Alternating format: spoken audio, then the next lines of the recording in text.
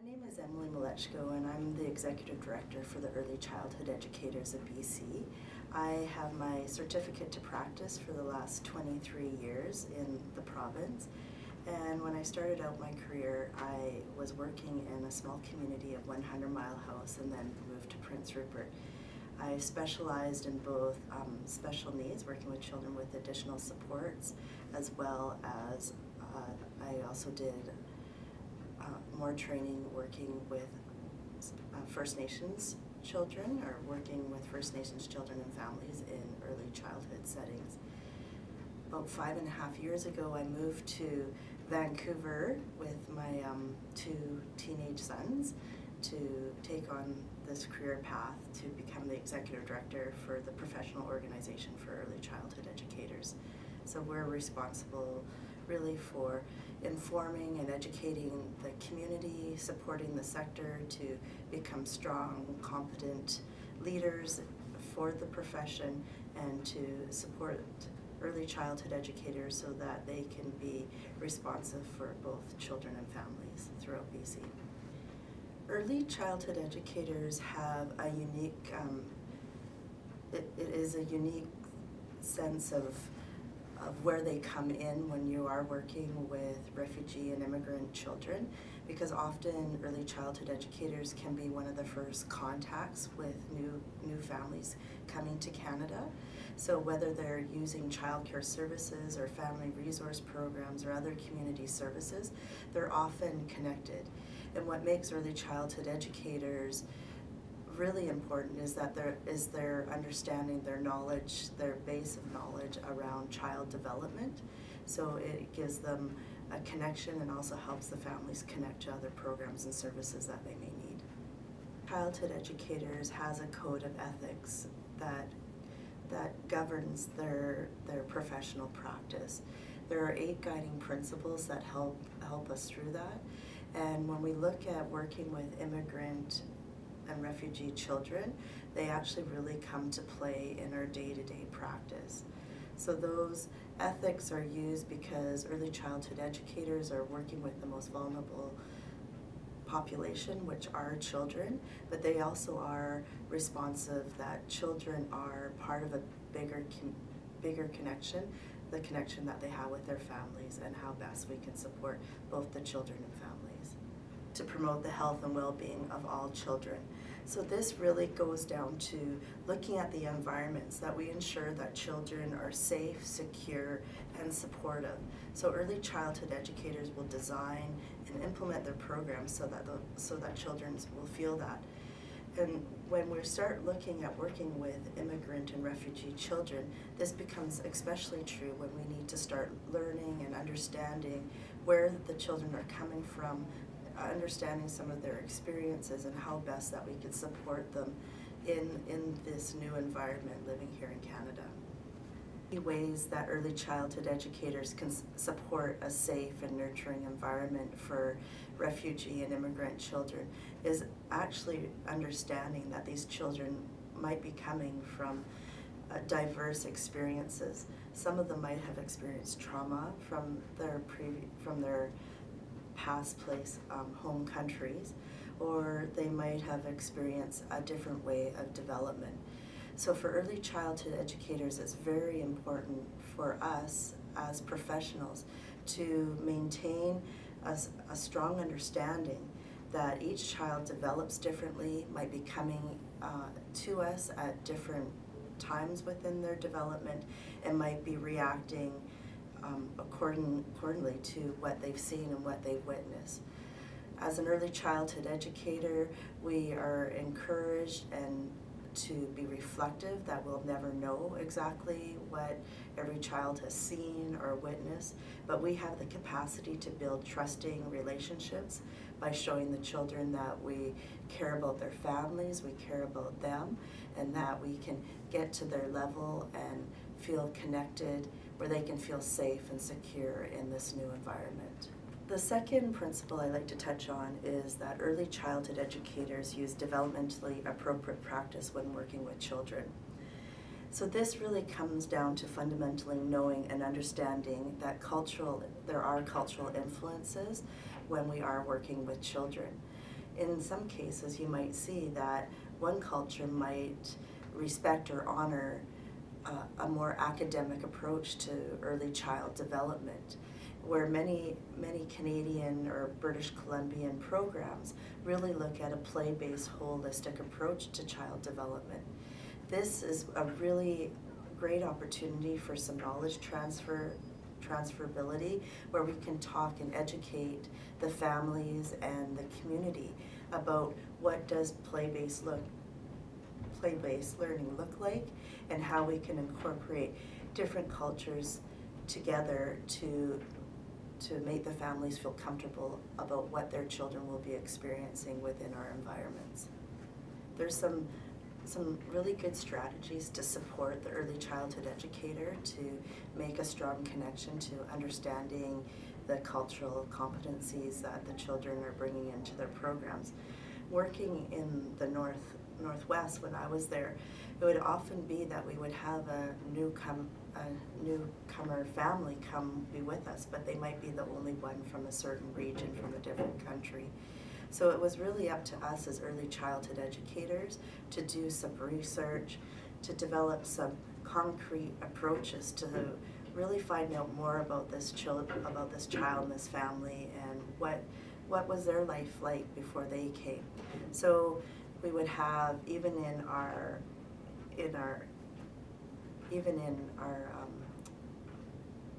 application process, we would ask specific questions to help us gather some additional information and support.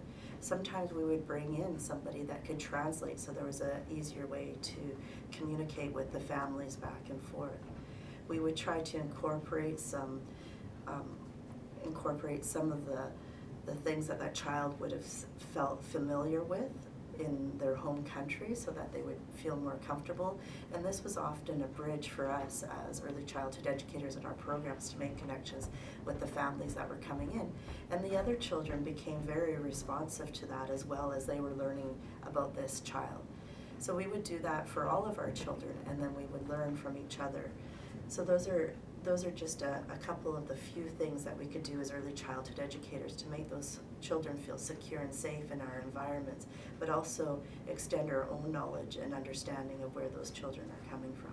The third principle is early childhood educators demonstrate caring for children in all aspects of their practice. So this really means that programs are developed so that they are able to be responsive to each individual child. An example of this in some of the programs I've seen is if a child is nonverbal or doesn't speak the primary language in the program, a program might suggest to the family to bring in pictures or use pic sims that will help the child not have to speak until they're ready. So an example would be having a schedule set out that shows the child when to put on their coat, or if they're hungry, or if they need to use the washroom, they can point to that picture instead of having to be verbally communicative, and then they can still get the response and have their needs met. Another example of this is having the family bring in pictures of each family member, so that the teachers or the educators themselves can learn some key terminology to be responsive to the child, and then the other children can also learn some key words so that the children feel safe within the environment. The principle I like to speak about is the early childhood educators work in partnership with families, supporting them in meeting their responsibility to the children. This means that early childhood educators bring core to the center of the work that we do. We know that children don't come to us within isolation. They're part of a bigger context, a family unit, and early childhood educators have this opportunity to understand who are those members of that family unit. We're here to complement and support families, not take away their responsibilities. Families have the right to transmit their own values, beliefs, and cultural heritage to their children, and it's up to us to be able to support that when they do through our processes. It's very important for us too to remember that as we develop these relationships, because we are from Canada. The families are really interested to understand what that means, what it means to be Canadian, what our culture is, what that means for us. So we often become the go-to person to understand what those relationships look like, and they will become, and those relationships will develop, and there's more trust is being built, so that we constantly have to be mindful that those families will be coming to us. So the child has experienced this transition moving here to Canada, but also those families have as well.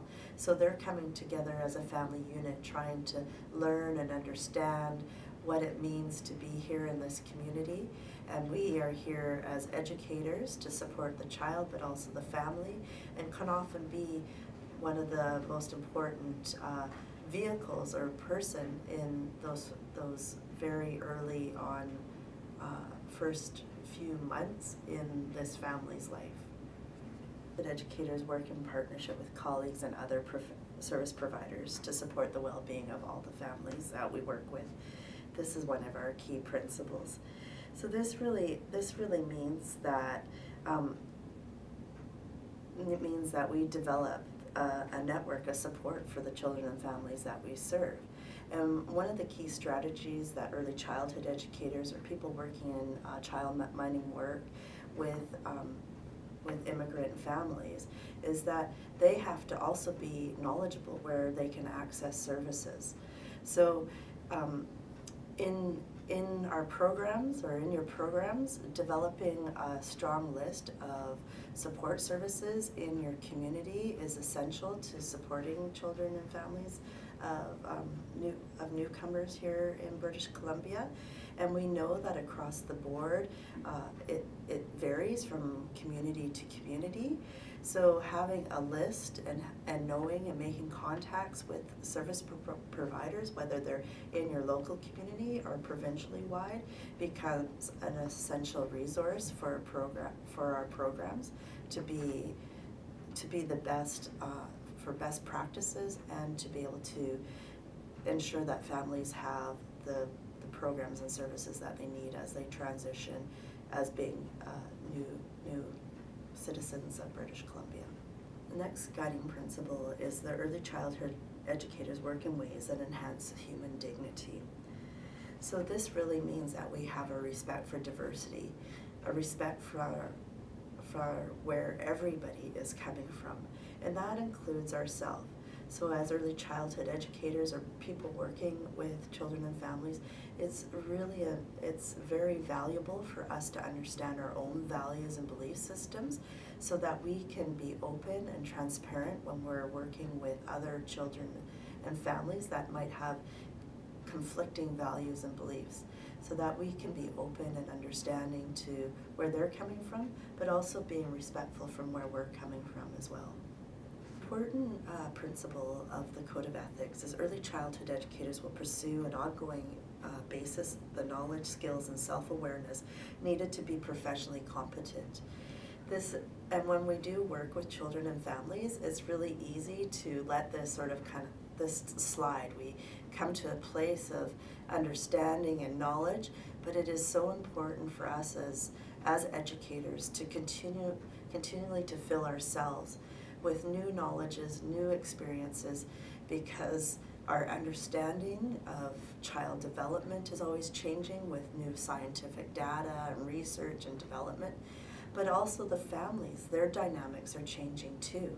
So when we see new families coming in, refugees and immigrant families, their situations are changing on a daily basis. So for us to be responsive, we also need to continue on with our educational capacity to be able to be as responsive as we need to be.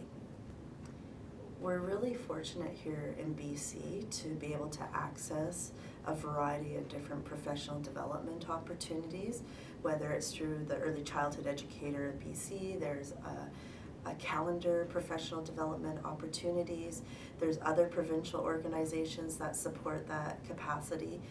And more recently, working with the Ministry of Children and Family Development, they are looking at developing a resource so that we know exactly where all that professional development is happening.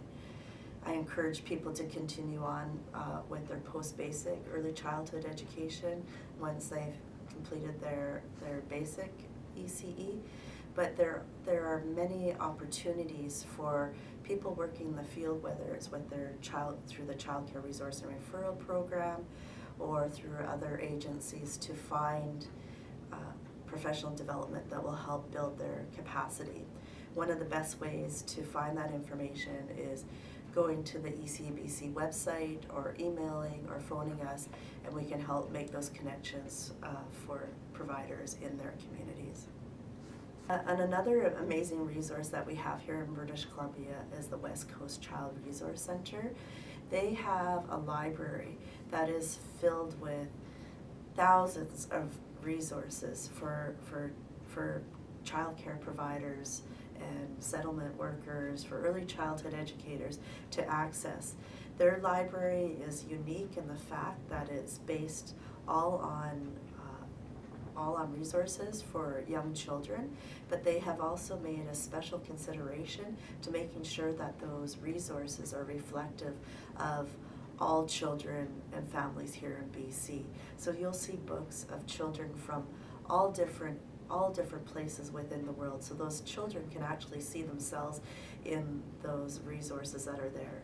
The West Coast Child Care Resource and Referral does lend those out. They can mail them in, they can mail them to you, so they're available throughout the province.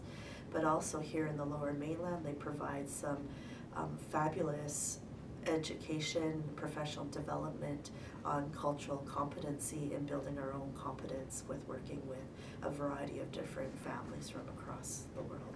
Last guiding principle I like to touch on is early childhood educators demonstrate integrity in all their professional relationships.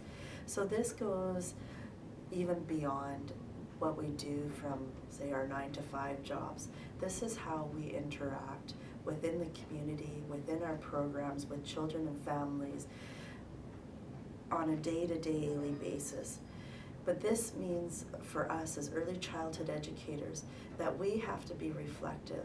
One of the key things that we can do working with children and families is identifying our own personal values and beliefs so that we are able to strive to be objective when we're working with other children and families.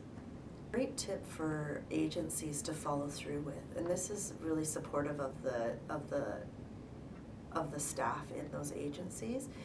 Right from the get-go, if you can start developing your own guiding principles for how your agencies are going to run.